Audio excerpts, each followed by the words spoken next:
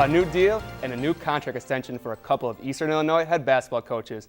Current women's head basketball coach Brady Salih and new men's head basketball coach Jay Spoonhauer will be manning the courts for the next few seasons. The Eastern Illinois University Board of Trustees authorized President Perry to extend their contract for 3 seasons.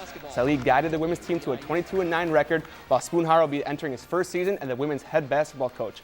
After a solid start to the season on the road, the Chicago White Sox look to continue that success in the comfort of their own home. To Chicago, where the White Sox had their home opener at U.S. Cellular Field versus the Detroit Tigers. Jake Peavy took the mound for the Sox. The biggest addition is for the Tigers is Prince Fielder. He hits a hard line drive to Paul Konerko. He loses sight of it at first, but finds it and throws it to Jake Peavy out for the bang-bang play at first. Fielder up again, laces the ball right up the middle back to Peavy. He finds the ball somehow in his glove and throws over to first for the easy out. No luck for Fielder in this game. Scoreless in the 5th, we see Diane Vicendo steps up to the plate and crushes the ball to deep right center field and into the 5th row of the bleachers for a solo home run. The White Sox went on to win this game against the Central Division foe by a score of 5-2. Staying in the baseball diamond but moving to Mattoon, where Lakeland hosted Wabash Valley College. Lakeland's Romer Portes hits a slow chopper to first, and a bang-bang play at first. Portes slides to first, but is called out by a home plate umpire. Wabash's Valley Gabriel Roa hits a lazy fly ball to center. Lakeland's Ryan Yori with the easy catch for the Lakers out in center field.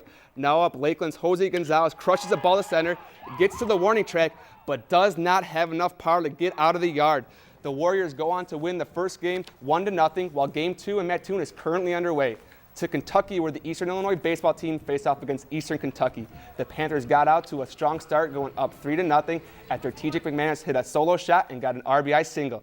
The Colonels fought back and scored 3 unanswered, getting 2 in the bottom of the 9th, then getting a walk-off 2-run home run in the bottom of the 11th. Eastern Illinois loses this game 5-4. To baseball action in the Big Ten, where the University of Illinois took on number 18 Purdue. The Boilermakers jumped on to Illinois early, grabbing a 1-0 lead in the bottom of the 1st. But after the 1st, the game turned into a pitching duel until the 8th, when Purdue pushed across 2 runs. The Illini went on to lose this game 3-0 to the Boilermakers. Coming off a heartbreaking extra inning loss to interstate foe Illinois, the Eastern Illinois softball team needs to rebound to make moves in the conference play. The Panthers are set to host Tennessee Tech in a 3-game series this weekend. The defending regular season conference champs currently sit at 3rd place and hold the 3-game lead over the Skyhawks. Even with the hard-fought loss, the Panthers continue to feel they are getting better as a team. We started off a little shaky, but we've been getting better, and we're getting better as a team, and we're learning to play together, and we're enjoying each game, and we're taking it 1 game at a time. First pitch at Williams Field is set for tomorrow at 1, with Game 2 to follow shortly. Game 3 on Sunday is set for noon. 20 games and counting for the Lakeland softball team. The Lakers will look to extend their long win streak as they host Lincoln Trail Community College in a weekend doubleheader. Sitting at 20-0 on the conference play, the Lakers have a 2-game lead over Wabash Valley. With a well-rounded team, the Lakers look to make it all the way this year. We have, hitting, we have pitching, defense. I think, we have everything so far this year, which is good. And I think we can take it pretty far this year, a lot further than we did last year. The Lakers and Lincoln Trail will meet up tomorrow at noon, with Game 2 to follow shortly. And in my final notes, the New Orleans Saints have announced Sean Payton's replacement for the upcoming football season. Assistant head coach Joe Vitt will serve as the interim head coach while Payton serves his year-long suspension. Vitt, a one-time interim head coach for the St. Louis Rams, will begin his duties on Monday when Payton's ban begins. When the season starts, though, Vitt will begin serving his own 6-game suspension. That's all for sports. Allison, Victoria, back to you. The last time Marshall High School defeated Casey Westfield in the regular season dates all the way back to 2003, an 8-year streak now ended. Feels great, everybody talks about the streak, that regular season streak. We talk about that going in, but just to beat a great team like Casey Westfield, and they're always going to be well coached. They're going to be good every year, but to eke out a 1-point victory, it feels really good to be on the other side of it this year. I can't even explain how huge a game that is. That rivalry, we've been playing them since 5th grade, and to say that we beat Casey Westfield our senior year, I'm going to remember it the rest of my life. But it was a tale of 2 halves that decided this heated matchup, as Casey Westfield went into the half up 16-3, a stumble coming out of the gates after halftime. The first half, our momentum started with the fumble recovery of theirs, and in the second half, theirs stopped. When we went 3 and out after halftime, that was the momentum that started them. It's all about the second half. We came out with a great first half, and we didn't come and play in the second half, and that's what really killed us. Moving forward, both teams have switched their mindset for the rest of the season. Next week we play Palestine-Hudsonville. We can get a win there. That's our first conference championship since 2003. So that'll feel good if we can get that done. But it's 1 week at a time. Everybody knows if both these teams go down the road in the playoffs, most likely they'll meet again. But Marshall's a great team. They might take it all the way. Who knows? In Marshall, I'm Nick Bomkamp for WEIU Sports Watch.